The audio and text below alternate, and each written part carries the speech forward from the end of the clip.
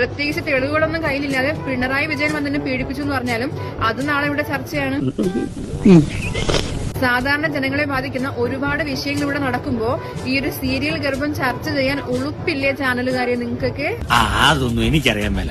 കേരളത്തിൽ ഇപ്പോ ഒരു പെണ്ണ് കേസ് ഇല്ലാത്ത ഒരു ഇലക്ഷൻ നടക്കുക എന്ന് പറയുന്നത് ഭയങ്കര ബുദ്ധിമുട്ടുള്ള ഒരു കേസാണ്. ഈ പറഞ്ഞതിന് വേറൊരർത്ഥം ഇല്ലേ? പിന്നെ ശബ്ദരേഖയും കൊണ്ടെടുക്കുന്ന ആ പെൺകുട്ടിയോട് എനിക്ക് ഭയങ്കര ക്യൂരിയോസിറ്റി ഉണ്ട്, നിങ്ങൾ പ്രസവിച്ചോ ഇല്ലേന്ന് അറിയാൻ വേണ്ടിയിട്ട്. പ്രസവിച്ചിട്ടുണ്ടെങ്കിലും മിക്കവാറും കുട്ടി കാണാനും രാഹുൽ മാങ്കൂട്ടത്തിനെ പോലെ ആയിരിക്കുമല്ലോ അല്ലേ?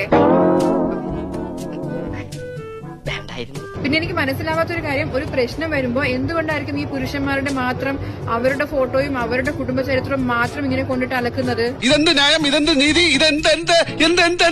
ഈ പെണ്ണുങ്ങൾക്ക് എന്താ ഊരും പേരും ഒന്നുമില്ലേ? അല്ലെങ്കിൽ എന്താ ഈ പെണ്ണുങ്ങൾക്ക് പ്രത്യേകിച്ച് വല്ല കൊമ്പും ഫിറ്റ് ചെയ്ത് കൊടുത്തിട്ടുണ്ടോ? നല്ല ഉശിര് അല്ലേ? ഒരു സ്ത്രീക്കുള്ള അതേ ആത്മാഭിമാനമല്ലേ ഒരു പുരുഷനും ഉള്ളത്?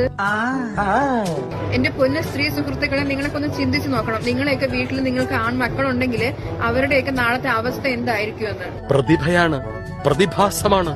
ഒളിഞ്ഞു മറഞ്ഞു ഇരുന്ന് യുദ്ധം നടത്തുന്ന പെൺകുട്ടി നിന്നോട് പുച്ഛമാണ്. എല്ലാ സ്ത്രീകൾക്കും നീ ഒരു അപമാനമാണ്. വളരെ മോശം. താങ്കൾക്ക് കുറച്ചെങ്കിലും മാന്യത ഉണ്ടെങ്കിൽ ഇങ്ങനെ പ്രതികാരദാഹിയായിട്ട് ഇടയ്ക്കിടയ്ക്ക് ഇങ്ങനെ പൊന്തി വരാതെ നേരിട്ട് ഇറങ്ങി വന്ന് കേസ് കൊടുക്കണം. നമ്മുടെ എല്ലാവരുടെയും വീട്ടിനടുത്തൊക്കെ എന്തായാലും പോലീസ് സ്റ്റേഷൻ കാണുമല്ലോ. അതിന് മുഖ്യമന്ത്രിയെ പ്രത്യേകിച്ച് പോയി കാണേണ്ട ആവശ്യമൊന്നുമില്ലല്ലോ. അപ്പൊ ഇതിനകത്ത് എന്തോ ചുറ്റിക്കളി ഉണ്ടല്ലോ. ഇപ്പൊ ആരെങ്കിലൊക്കെ വന്നിരുന്നിട്ട് നീ നിന്റെ സൈഡിൽ നിന്ന് ചിന്തിച്ച് നോക്കാൻ പറഞ്ഞാല് ഉറപ്പായിട്ടും ഇപ്പൊ എനിക്ക് ഒരാളോട് ഇഷ്ടം ഉണ്ടെങ്കിൽ കുറച്ച് നാളൊക്കെ പ്രേമിച്ച് നടക്കുമായിരിക്കും. അത് കഴിഞ്ഞ് നേരെ വീട്ടിൽ പോയി കല്യാണം ആലോചിക്കും. അല്ലാതെ ഞാൻ അവിടെയും എവിടെയും കയറി ഇറങ്ങി കൂടെ പോയി കിടന്ന് ഗർഭം ഉണ്ടാക്കലായിരിക്കില്ല ഞാൻ ചെയ്യുന്നത്. ഇനി എന്ത് തന്നെ ചെയ്താലും, എത്ര ഇനി ഗർഭം ഉണ്ടാക്കി മുങ്ങി എന്ന് പറഞ്ഞാലും ഇത്രയും ആൾക്കാരെ മുമ്പിലോട്ട് ഇട്ട് കൊടുക്കാനോ അല്ലെങ്കിൽ ഇങ്ങനെ വലിച്ചു കയറാനോ എനിക്കൊരിക്കലും സാധിക്കില്ല.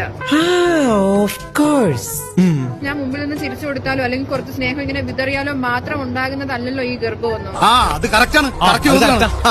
എന്നാ ഞങ്ങൾ അങ്ങ് ഇറങ്ങട്ടെ. ആയിക്കോട്ടെ, സന്തോഷായി.